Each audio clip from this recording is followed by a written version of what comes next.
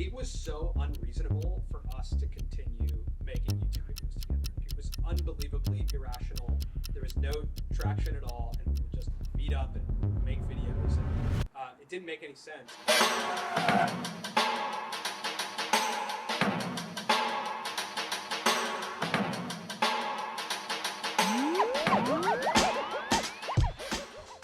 So you want to be a YouTuber, or you want to work for YouTubers? Well, we got a lot to talk about. First thing, the first level, so to speak, of being a YouTuber is you got to make videos. That's kind of where it starts. You got to be a beginner, and that's where I come in. I'm a beginner YouTuber. I've been posting on YouTube here and there the past couple years, but trying to take it more serious, be more consistent, making more content, making more YouTube shorts. And that just takes some getting reps in. And once you do, you kind of start figuring out what your style is, what do you like to make, and you also learn a lot about yourself through the failures, because you're not gonna get anything perfect. What do I mean? A lot of times you're just gonna have to keep making stuff, and again, you're gonna realize once you start watching your projects back, like, oh, that cut was bad, oh, my audio is trash, oh, I could have done this better, or I could have done that better. But the goal of being in the beginning stages, you want to start getting things, growing from each video every time you post. So that's where it all starts. You just have to keep posting, getting those reps in, and you kind of got to be like Rambo. It's just let it all go and see what sticks. And that's where you define your style. And once you define your style, that's when you can start helping out other people. So what do I mean? Oh, let's switch up locations real quick.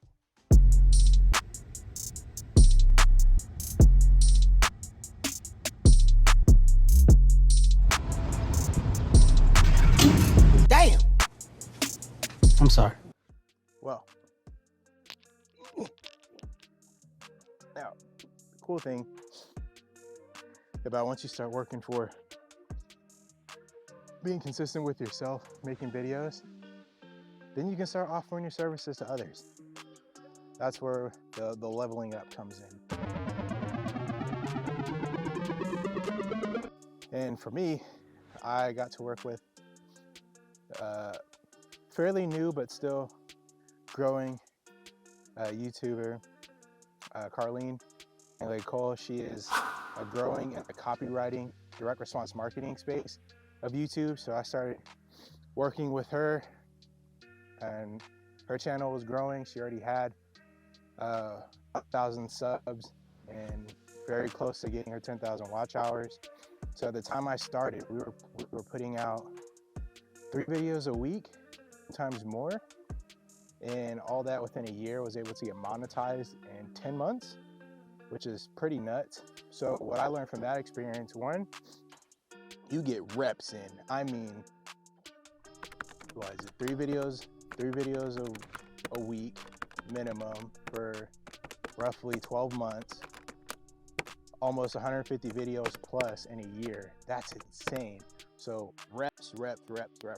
That's what helps level you up, because as a beginner, you're getting your own personal reps in. But when you start helping someone else tell their story, grow their channel, that's when you see a massive growth, because you're learning someone else's style. You're figuring out ways how to speed up your process because you have deadlines. And you do not want to blow deadlines. And trust me, from personal experience, I could have been fired multiple times for blowing deadlines. But thankfully, Colin was very patient with me, and we grew a lot. And at that time, I was with her, still working with her now. We grew another 1.5 subs. She's monetized now. She grew her own online store, making merch, and there were just a lot of things I learned just by helping someone else tell their story. So that's where you start to move from the beginner to that intermediate level as a YouTuber. So you can learn not only from someone else and you implement it into your own work, but also helps you. And another thing is what helped me, hold on, let me get you a little closer.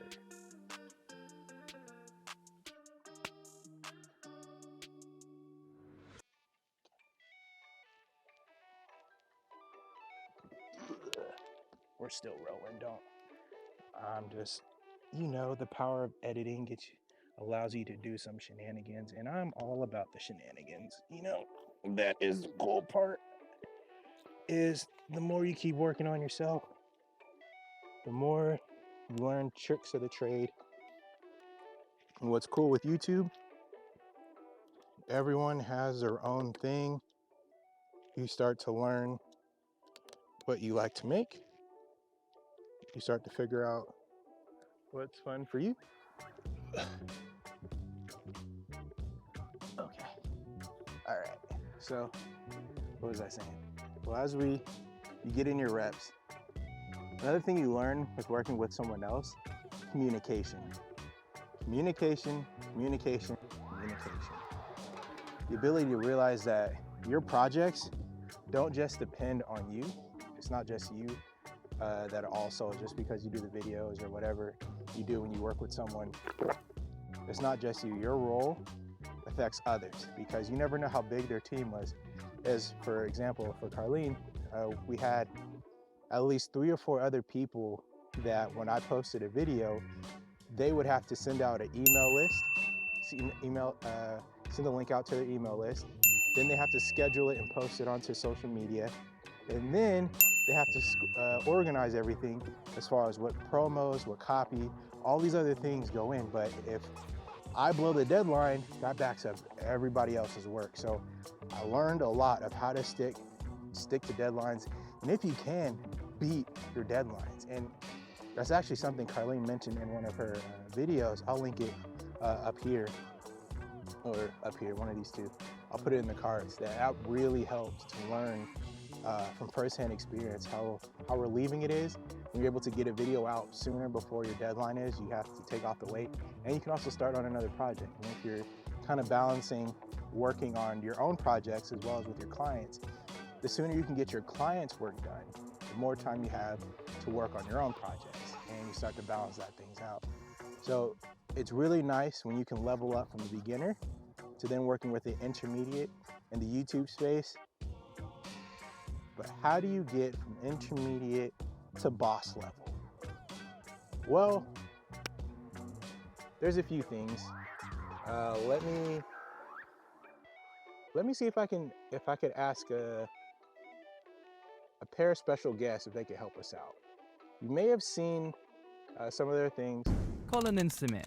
They are described as your favorite YouTuber's favorite YouTuber. Colin and Samir. And now they run their own business.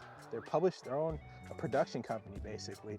And they just reached 1 million subs about beginning of this year or end of last year. I can't remember the timeline. They have a newsletter called The Published Press. And actually, through their newsletter is how I got connected with them and been able to now get to this point of working with a pro, so to speak, or that boss level, the boss level of YouTubers. But let's see if we can get some of their insights. And we'll do a little snippet from one of their interviews that helped me actually get into this position. Is nope, I won't explain. I'll let them explain it. They did a way better job. Here we go.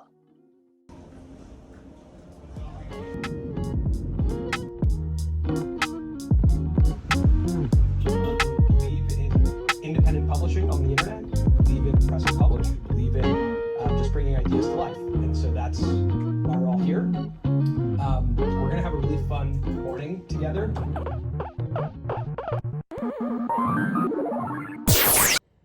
So I actually forgot to record the actual question that was being asked during the discussion. So I'm gonna show a title card that maybe has an idea of what the conversation is about, because I don't really remember what the question was. But hey, I'm sorry, my bad.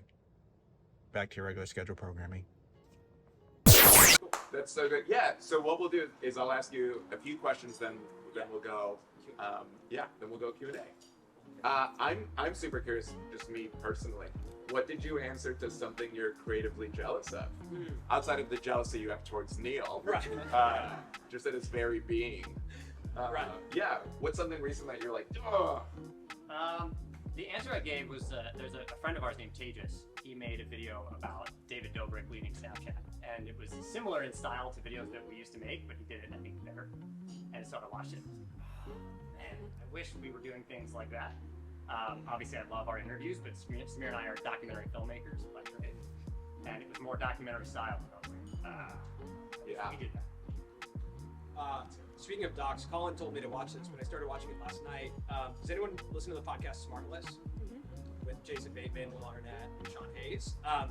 Sam Jones made a documentary following them on tour, and it is fantastic. It's very raw. It's very much like them doing a live pod, and their banter is really funny, but they're troubleshooting, in the process of doing the first live tour podcast. So far that's been really good, and there's been some like real ups and downs to this. My only answer to that would be time. Like, I think it's a really interesting moment as creators when you go from this like incredible experience of scarcity where no one watches your stuff, there's no brands reaching out, you have like everything is scarce, opportunity, viewership, ideas, like a lot of stuff is scarce, and you go to this place of like abundance where all of a sudden you catch traction and there's people willing to give you opportunities, people willing to listen, but your mind doesn't really catch up, right? So you still live in that space of scarcity of like, when someone offers you something or you have an idea, you're like, I have to do that now because it might not ever come back. And that I think creates a moment where you like right now we're creating a lot and we have all these ideas and we're like, wait a second, we don't have time to do those ideas. So I think what I wish we have now, what I'll look for in the next year is how do we create more space and more time to pursue some of those ideas? Yeah. I also find that it was much easier to fail when no one was really watching and was as invested as they are now. And a lot of that's just like pressure you put on yourself. But failure has been such a huge part of where we are today and everything that we've done. And I think it's so integral to how we have to operate as creators. Like, we need to keep putting stuff out that is not great, that we will look back on and say like, that probably should have made that one different. But it gets harder, I think, when you have employees and like you're older and you feel like you know more, but sometimes you have to give in to like being like, I actually don't know that much, and that's okay. So you just like keep messing.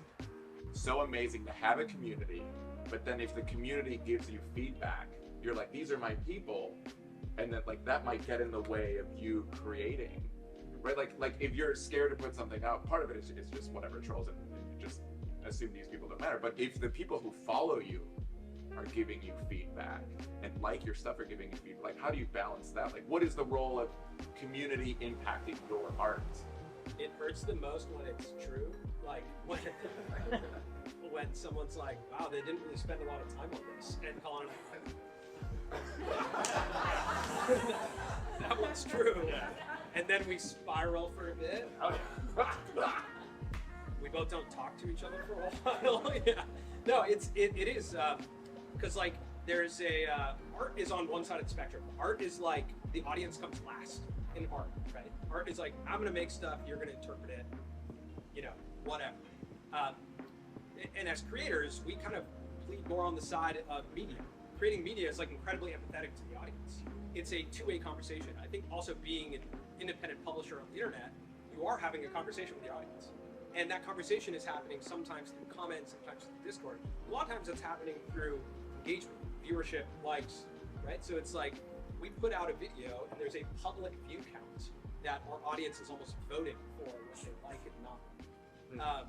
And that can infiltrate a lot of your ideas. And you have to balance that spectrum of saying like, either I gotta be somewhere in the middle. I have to have that artist side of me that's like, I'm gonna make whatever I wanna make, but I also, I'm running a business and I'm in the business of building community, which means the audience is a huge part of this puzzle. I think that's one of our biggest struggles. It's like the roller coaster of that. Yeah. Of like leaning way towards the media side and then being like, no, we got to go way towards the artist side. And I'm sure, for Jesse and David and people that work with us who are here, like they feel that. Yeah. And you can feel that in the office that it's like, today we're media guys. Like, this is a media business. Yeah. And then the next day it's like, we're artists, man. Yeah. We can do whatever we want. Whenever we have that feeling, our pants get really wide. Yeah, the wider the pants, the wider the clothing, the more artistic. Yeah. Yeah. There's a lot of talk of tattoos in the office. Yeah. Only talk though. Yeah. Just, over a longer span of time, am I continuing to push myself and creating work that I didn't know I could create? I think it's very easy for creative people to think that like your most creative days are behind you and that like you've done your best work. But I hope that we're putting ourselves in positions to keep trying new things that will surprise us.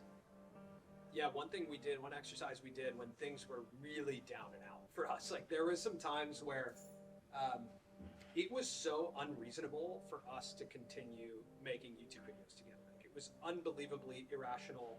There was no traction at all, and we would just meet up and make videos, and it didn't make any sense. And so I decided to make a list of questions that we could answer of why, because I was trying to understand, like, why do we keep doing this? It felt like we were addicts. Like, it was like, this is clearly not working, but we keep getting together and doing this thing. Like, where is the equation going wrong? It's like 1 + 1 was 0. Yeah. Yeah. Or negative 18,000 actually is what it equaled for real.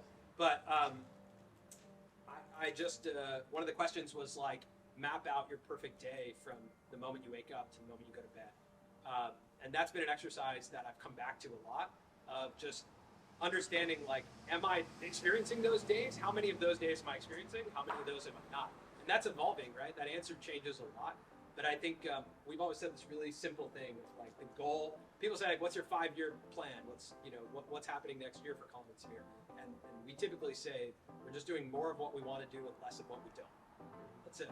Like that's the only plan. And I think that's what success looks like. We'll get that later. So just finish up with an event with Colin and Samir. They did a published press meetup. It was cool, like, to get to actually meet the guys in person and meet so many different creators that are all working in some aspect of in the industry. It was really cool. A lot of times people find out at creative meetups, everybody's kind of going through the same things in one aspect or another, and it's really cool to find your community or to see how like-minded everyone is, but also the different growth strategies and what everybody's excited about and what they're making. It was super dope. So I hope I got little snippets of the event that I'm trying to work on, because a lot of these times are like my first time going to the event. So I like to film it, but also want to get my own experience, like just enjoying the moment. And that's the balance I want to have, especially growing in this whole creative life and lifestyle. Still want to remember that everything is still real. It's cool to document these experiences and everything like that, but at the same time you still want to live those experiences. So I learned a lot from the points that Colin and Samir shared, and some really good questions were asked, and it's just a whole vibe just to meet so many people. And would highly recommend, if you can go to a creator meetup, definitely go. But yeah, that's gonna wrap up this video, where you kind of get the stages of being a beginner YouTuber to intermediate, and then now you're learning from those who've been doing it for a while, like Colin and Samir. They've been creating YouTube videos and working together for 12 years, and it's amazing to see it is possible. Just got to keep fighting, keep sticking to what your big goal is, and have confidence. And sometimes you just gotta go through the ebbs and flows and rock with it. So until next time, much love, stay groovy, we out of here. All right, we got our own double. We got 2 double-doubles. That's the one thing about California, is like you just have to get in and out. Like, I don't care if you're not a fanboy, you're not drinking the juice and all that, but in and out, it's a must-have, especially if you don't have it wherever you're at. So I'm gonna bash this real quick, and then we'll chat. All right.